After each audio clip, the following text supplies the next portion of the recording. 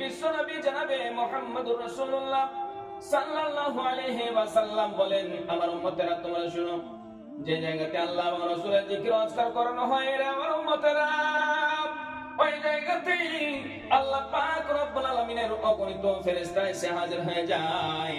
তারা আসমান থেকে জমিন পর্যন্ত সমস্ত জায়গাগুলি আর খালি রাখে না, ওই জায়গাতে আল্লাহর ফেরেশতা এসে হাজির হয়ে যায়।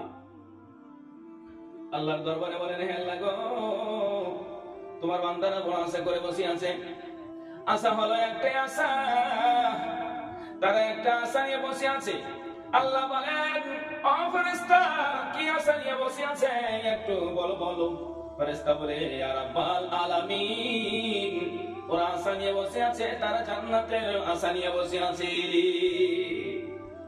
আল্লাহ পাক রব্বুল আলামিন বলেন, ও ফেরেশতা, তারা কি জান্নাত দেখেছে বলো।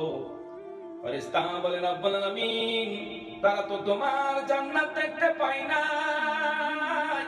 আল্লাহ বলেন, ও ফেরেশতা শুনো, তারা যদি আমার জান্নাতকে একবার দেখে নিত, তারা জিন্দেগিতে আমার স্মরণ করার, আমার জিকির করা ভুলে যেত না। আল্লাহ পাক রব্বুল আলামিন বলেন, ও ফেরেশতারা তোমরা শুনো, তারা কি জিনিস থেকে বাঁচতে চায়? বাঁচতে তো অবশ্যই চাই, তারা কি জিনিস থেকে বাঁচতে চায়? ফেরেশতা বললেন, হে রব্বুল আলামিন, তোমার বান্দারা বাঁচতে চাই জাহান্নামের আযাব থেকে, জাহান্নাম থেকে বাঁচতে চাই। আল্লাহ পাক রব্বুল আলামিন বলেন, ও ফেরেশতা শুনো, তারা কি আমার জাহান্নামকে দেখেছে? হে রব্বুল আলামিন, তারা তো জাহান্নামকে দেখে নাই। আল্লাহ বলেন, ও ফেরেশতারা শুনো, তারা যদি আমার জাহান্নামকে দেখে নিত রে, তারা কোনোদিনই আমার জিকির করতে ভুলে থাকতো না, তারা কিয়ামত পর্যন্ত আমার স্মরণ করত,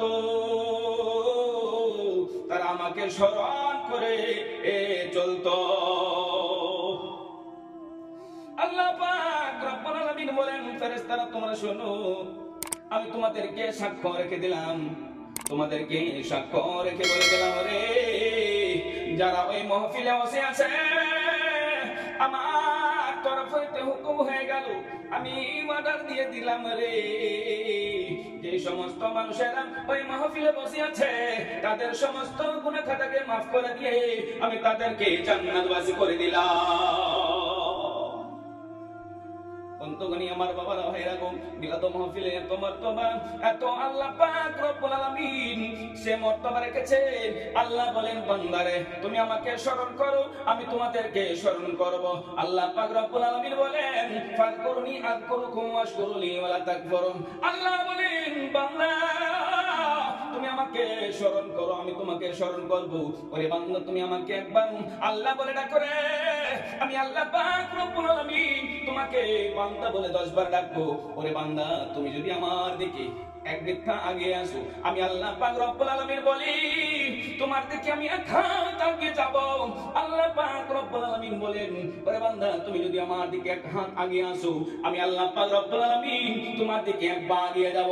ওরে বান্দা, তুমি যদি আমার দিকে এক পা আগে আসো, আমি আল্লাহ পাক রব্বুল আলামিন তোমার কাছে দৌড়াইয়া হাজির হব। যে আল্লাহ পাক রব্বুল আলামিন আমাদের কাছে দৌড়ে আসবেন, আমাদের ইহকাল ভয় থাকবে না, আখিরাতেও আমাদের কোনো ভয় থাকবে না।